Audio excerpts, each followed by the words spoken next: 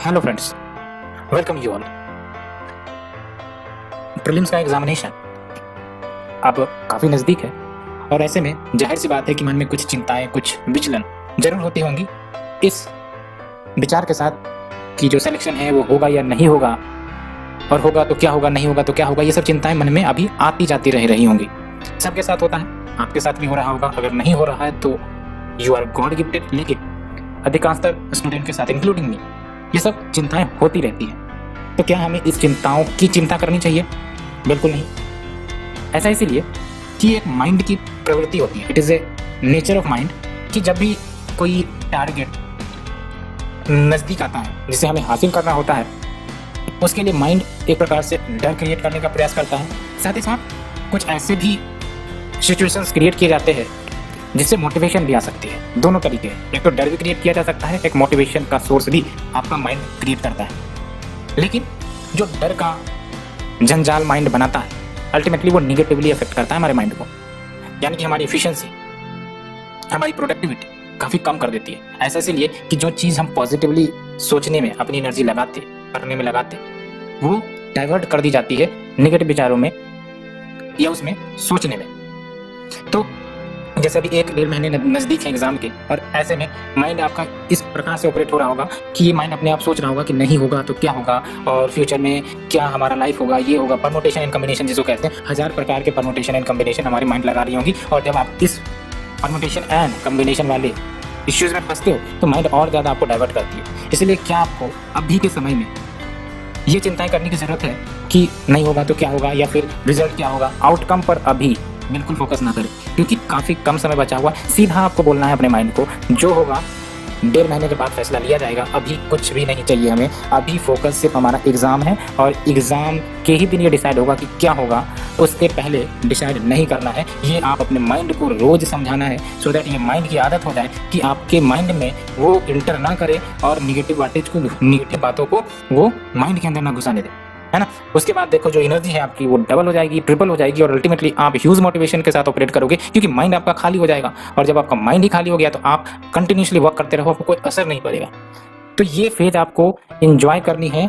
थोड़ा सा उदासी अगर है तो हंसने के लिए भी कौन मना किया है, हंस भी ले, है ना। आपने जो तैयारी की है वो एक दिन की तैयारी थोड़ी ना है, ये आपका साल की तैयारी है, किसी के 2 साल 2.5 साल की तैयारी है। तो इस जर्नी को एंजॉय करना है और हंसते रहना है। हंसने में किसी ने रोका है क्या? ये दुख में हंसो, सुख में हंसो, ऐसी स्थिति में हंसो, ये हंसी तो आपके कंट्रोल में है ना। तो अभी के समय में आपको स्ट्रेस फ्री रहना है। स्ट्रेस फ्री यानी कि ये मत चिंता करो कि क्या क्या कवर नहीं हुए हैं, जो कवर हुए हैं उसका रिवाइज करना है, बार बार रिवाइज करना है, सो दैट दिमाग में चिपक जाए जो भी आपने पढ़ा हो, है ना। एडिशनल मटेरियल पढ़ने की अभी कोशिश नहीं करना, खासकर मोटे मोटे बुक, क्योंकि ये सिर्फ इन्फॉर्मेशन ओवरलोड का काम करेगी। एफिशिएंसी, प्रोडक्टिविटी काफ़ी ज़्यादा नल होगी।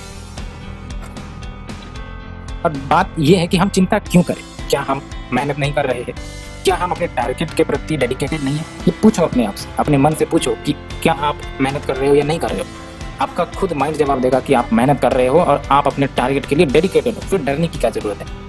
निडर रहना है फ्रेंड्स इस जर्नी में। जितना निडरता आप इस जर्नी में दिखाओगे उतनी कैपेबिलिटी आपकी ओपन होगी। निडरता means the opening of your capability, capacity, productivity, efficiency. ये आप ऑब्जर्व कर रहे होगे अपनी जर्नी में।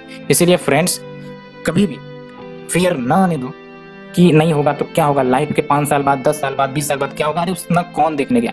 हमें तो प्रेजेंट में जीना है। We have to live in present. और ये आपको समझने की भी जरूरत है कि प्रेजेंट में रहने का मतलब आज अगर हमने कोई टारगेट सेट किया है तो उसे चांस किया जाए कि आज पूरा किया जाए, और जर्नी को रोज एंजॉय करो, है ना।